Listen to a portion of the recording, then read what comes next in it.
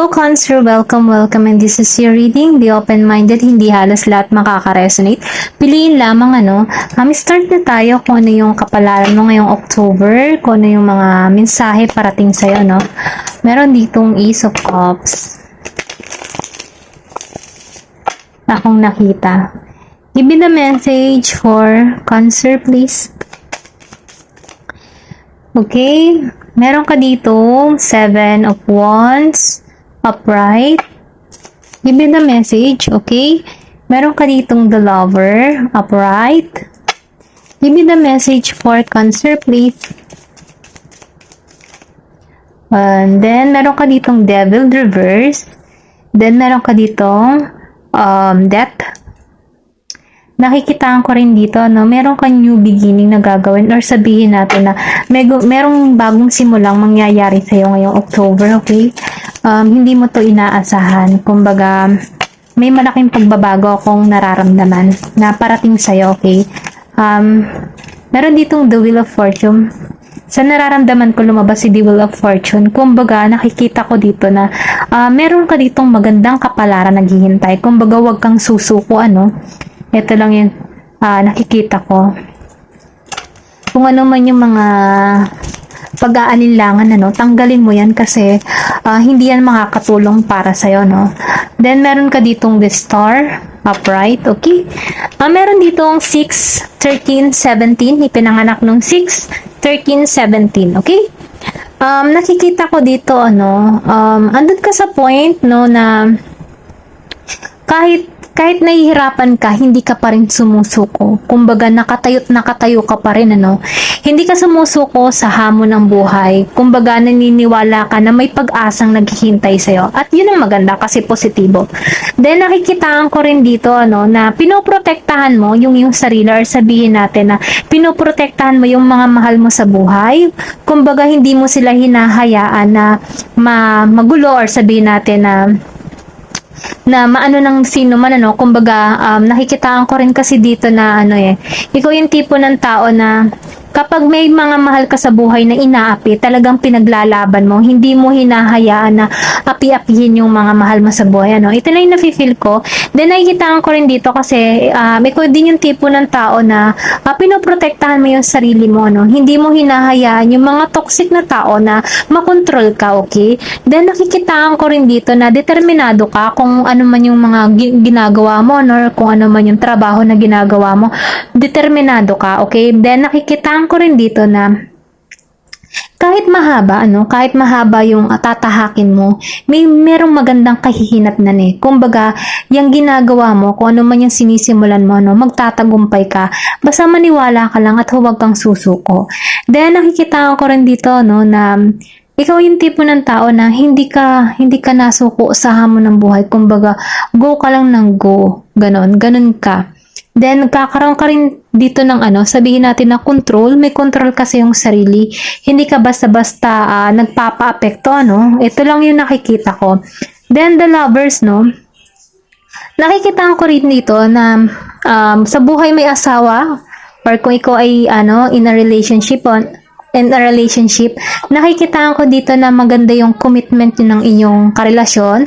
Then, nakikita ko rin dito na may harmony, Kumbaga, solemn lang yung inyong pagmamahalan. Then, maganda yung inyong ugnayan, Then, sa iba, yung mga single, nakikita ko dito kung naghahanap ka ng relasyon, darating ngayong October, merong naghihintay, okay? Merong parating sa'yo.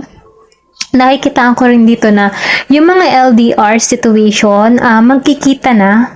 Ayun, ito lang yung nakikita ko. Nahahantong talaga to ng malalim na relasyon na sobra yung desire ng bawat isa na may romance, Then, nakikita ko rin dito na meron din ditong sexual connection na kung saan hindi makapagpigil yung bawat isa. Ayun lang yung nakikita ko. Then, yung iba sa inyo, kumbaga nagkakaroon kayo ng sharing ng value nyo kasi malalim na yung ugnayan nyo. Kumbaga, nakikita ko dito na masasabi kong masaya yung commitment na meron ka kung LDR situation ka, Then, yung sa mga single, meron naghihintay parating para sa'yo kasi andyan yung lover, Kumbaga, kung ano man yung hinihintay mo, parating na siya. Then nakikita ko dito sa The Devil, dahil lumabas siya naka-reverse, nakikita ko dito yung person mo hindi toxic, kumbaga, maganda yung inyong, samahan. Then, kung ikaw man ay single, yung parating sa'yo, hindi siya toxic. Kung nakaranas ka man ng mga masasakit na karanasan before na yung mga ex mo na nagpabigat sa yung kalooban, ibibigay na sa'yo ni universe, ni God, yung tamang tao para sa'yo. Kasi, reverse niyo yung The Devil, kumbaga, bibigyan kanya ng panibagong magmamahal na talagang kumbaga, yung compatible sa'yo, okay?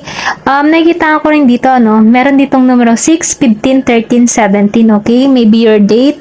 Then, nakikita ko dito sa The Wheel of Fortune, sinasabi dito, nasa iyong magandang kapalaran. Kumbaga, kung dati, ups and down tayo nangyayari, hindi halos lahat, piliin nyo na lamang kung inyong energy to, Kumbaga, dumating ka sa point na nasa down ka, kumbaga marami kang problema, Ngayon, nabago na yung ikot ng, sabi natin, ng wheel, kumbaga andito ka na ngayon sa taas, kumbaga papunta ka na sa taas, kaya kung ano man yung mga ginagawa mo, huwag kang susuko. Kung hindi mo pa nakikita yung resulta sa mga ginagawa mo, huwag kang susuko kasi may magandang naghihintay sa'yo, okay? Then, nakikitaan ko rin dito, na magkakaroon ka dito ng balance. Kumbaga, kung dati, nahihirapan ka sa yung sitwasyon, maybe sa mga financial or something na nagpapahirap na ng iyong kalooban, magkakaroon ka dito ng balance na kung saan mariresolbahan mo yung mga problema na dumadating sa buhay mo, okay? Then, nakikita ko din dito ang death.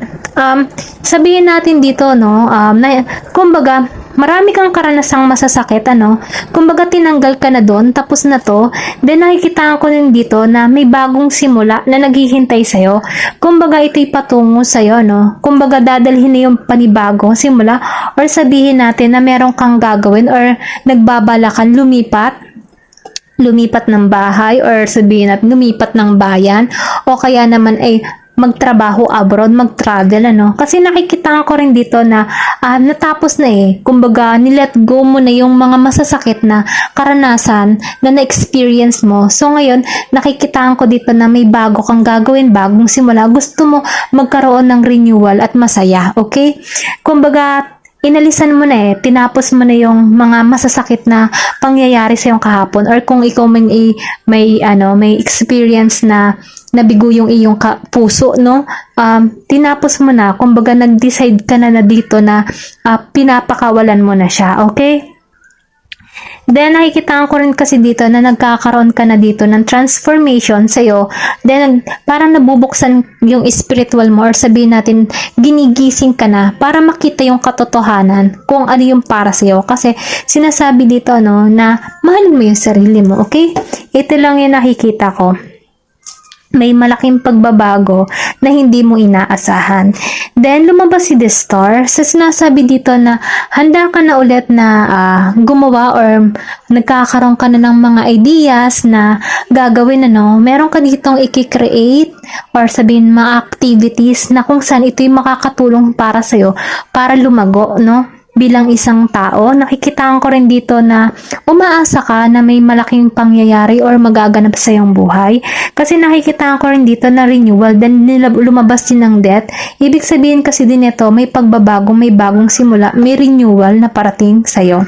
Then nakikita ko rin dito, naghihiling ka, kumbaga, hinihiling mo sa puong may kapal na mawala yung mga masasakit na experience na naranasan mo. Then, nakikita ko rin dito na ipagkakaloob. Kasi kung makikita mo dito si Star, ikay sumalop, tapos natapon lang yung tubig. Kumbaga, meron ka ditong napalampas, or sabihin natin na meron kang pinagtuunan ng pansin na hindi ka naman itinerate or binalyo ng isang tao. Ayun lang yung nafe-feel ko dito, Kumbaga, andito ka na sa healing process mo, na kung saan, ito yung nagbibigay ng panibagong pag-asa, na magsimula muli para sa'yo. Then, nakikita ko rin dito na hindi ka nawawalan ng pag-asa. Isa kang tipo ng tao na matatag at nananampalataya na balang araw darating din yung swerte na naghihintay sa'yo. Pero ganun pa man sinasabi dito, maniwala ka at maging positibo kasi ito yung naghihintay sa'yo. May magandang kapalaran, swerte, at yun ang paniniwalaan mo, yung magandang kapalaran at swerte. Okay? Then, tingnan pa natin kung ano pa yung mga sasabihin sa'yo. Meron ka ditong person na Leo, Aries, Sagittarius. Then, meron ka rin ditong Gemini. And meron ka rin ditong Capricorn. Nakikita ko rin dito ng Virgo and Aquarius. Okay? Tingnan pa natin kung ano pa yung mensahe para sa'yo.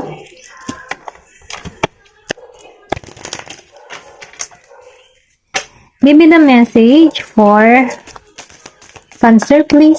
Ayan, dalawa. Tumalsik na. Meron ka ditong The Mystic Rose. Ang pasensya na sa tahol ng aso, ha. Deadmahin nyo na lang. Okay. Meron ka dito The Mystic Rose. Kumbaga, kung makikita mo dito, may Mama Mary. Ayan, kumbaga, magkakaroon ka dito ng kung ano man yung mga hinihiling mo, ipagkakalob, or maybe ikaw din yung tipo ng tao na nagno-novena, kainan ng laging saklolo. Nakikita ko rin kasi dito na merong pagpapala na naghihintay sa'yo dito. Kumbaga, hawak-hawak mo tong bulaklak. Then, meron ditong kamay, tapos meron ditong kamay. Kung ikaw man ay may mga problema, malapit sa'yo ang mahal na ina. Kumbaga, ginagabayan ka niya, na huwag kang susuko. Kasi, pinapaisip niya sa'yo na ikaw ay precious, ikaw ay treasure, ikaw ay mahalaga. Kumbaga, binibigyan ka dito ng pangunawa na ikaw ay mahalaga.